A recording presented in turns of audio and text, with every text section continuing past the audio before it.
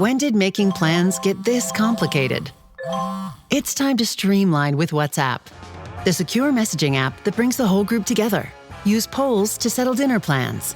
Send event invites and pin messages so no one forgets Mom's 60th. And never miss a meme or milestone. All protected with end-to-end encryption. It's time for WhatsApp. Message privately with everyone. Learn more at whatsapp.com. At Sierra, discover top workout gear at incredible prices, which might lead to another discovery. Your headphones haven't been connected this whole time. Awkward. Discover top brands at unexpectedly low prices. Sierra, let's get moving.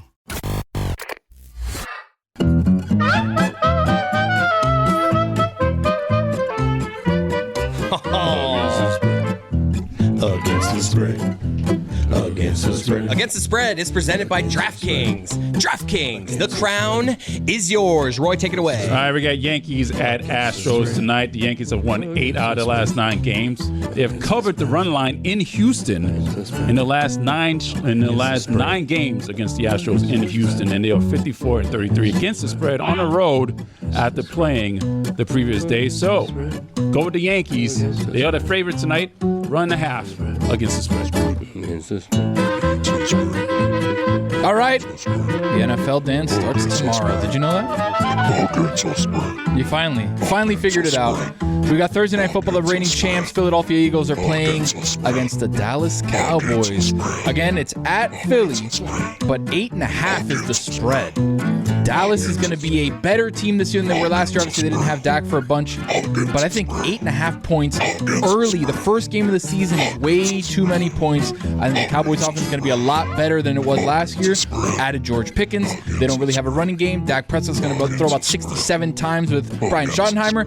Give me the 8.5 with the Cowboys. They're not going to win, but they're going to cover, Dano, just like great teams do. Oh, it's a spread. One of the things that I didn't mention in all of the Micah Parsons talk that we did and why it is that Dallas did the inexplicable thing. You guys want to guess how many years Dak Prescott has been in the league? Anybody? Anybody want to guess how many years? 4. 9. 10. Yeah, 9. Rookie year. 10 years he's been in the league. You were close, Chris. He's not going to get any better, and they've got 2 teams at the top of the division who've got young quarterbacks who are, with reps, going to get better. That's part of the problem that they're facing in Dallas. He's pretty good right now. But he's not going to get any better, and the guys that are ahead of him in the division but behind him in age are going to get better.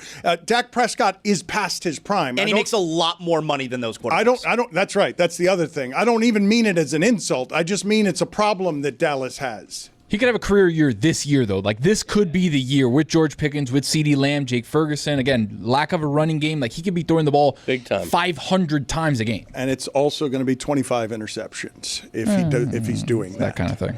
JuJu, let's get to some of the stuff we had on the show today. What were your thoughts on what Nick Wright had to say about Tyreek Hill? Yes, sir, man. Thank y'all for having me. I got to remind people that, you know what I mean, Tyreek, that's my cousin, so a lot of this stuff be hitting me certain ways. But I agree with Nick Wright, man. It goes for, like, relationships, whether friends, girlfriend, boyfriend, husband, and wife. Bro, if you're going to forgive somebody, you got to forgive them. If you chose to bring this man back, then, hey, man, this is a brand new year. We can't still be referring back to whenever we did you wrong. You say you forgive me, now treat me as the human being that I am. You feel me? So I agree with Brother Nick on that issue. What cousin is he of yours? How distant? How close? It's just down the line. It's not semantics. Okay. Yeah. Moving on. It's down the street, around the corner. Cuban cousins, Dan. I felt like we got a good and healthy amount of Greg Cody during the first 3 hours of the show, but he disappeared there during the Nick Wright episode. Yeah, what happened? And any time that Greg Cody is around, we want to maximize Greg Cody. What did you think of Greg Cody's performance today, JuJu? Yes, sir. The real DBL1 from YouTube today says, I now understand why JuJu was such a huge Greg fan. Where is my tattoo artist? And I agree, bro. Today, Greg Cody, you were on a roll. Magnificent. I would pay to listen to an entire podcast of baby Greg Cody just does stuff. Whatever you do, bro. Hearing that voice was so amazing. I think I would pay for that, bro. That was Greg? Thank you. JuJu, thank you very much. That kind of thing. Yes. Yeah. What were your thoughts about Pablo's appearance on the show? Pablo joining us from the Harvard Club to have the big story in sports that Nick Wright says he won't talk about on his show today. Right. I think that Pablo has reached a certain status and he has bothered a specific type of person that we can no longer say his whereabouts live on air. Like, we got to protect my boy. He got some powerful people that he rubbing elbows with these days. And so I think we should stay away from letting folks know exactly where to find Pablo if we can. Drew, to that point, so we got an email, company-wide email, like, hey, this is what the story's going to be. And I woke up at like 5 in the morning. Baby was crying. So put her back to sleep finally. And I look at the story, and then I keep reading, and I'm like, okay, Kawhi Leonard, circumvent the cap. I'm like, they're going to kill him one day. Respectfully. But they're going to kill him It'll one be day. a respectful murder. Yeah. I mean, it's like, he's asking for it. At this point, Dan, like, you got to do something or you're an accessory, you know? Wow. Uh-oh. That show doesn't cost enough. You need me to buy $1,000 a day worth of security for him like we did when we were at the Clevelander after leaving ESPN? He should at least be holding a piece when he's walking around. Can't do that. Just wait till the next episode. So you want Pablo Torre strapped? Has he ever been? What a great spin-off series. Let's keep working on that Pablo imaging. We need to do a little bit better for when a Pablo drops, okay? When he drops a Pablo. On the back of my neck. Again, a reminder to the audience, 3:30 in the afternoon today Eastern, Pablo will be advancing this story with Amin, Sampson, and others on YouTube. If he's still with us. If no one harms him because I haven't hired security or enough security in time. Yes. Also, one of the things that Pablo reminded me of with this story of just how heavy-handed sometimes these owners could be. It's a quote from Dominique Foxworth. He tweeted this about a month and a half, 2 months ago about the CBA. He said, one of the things I've learned from CBA negotiations is they aren't smarter than us. I think we sometimes are victims of having this belief that because these people have made it to the top of their profession, that they are as good as what they do as we are at what we do. They aren't. And so I think this is a great reminder to what my boy Dominique said. He went on a little bit more about the CBA, but yeah, bro, Steve Ballmer, all these folks, Jerry Jones, man, they just like us making these decisions and sometimes fall straight on their face. He said he actually said that he had that realization while negotiating with Jerry Jones. The realization, this person's not actually smarter than I am. Why did I think this person was smarter than I am? Right. Also, salute to the fans of the show today.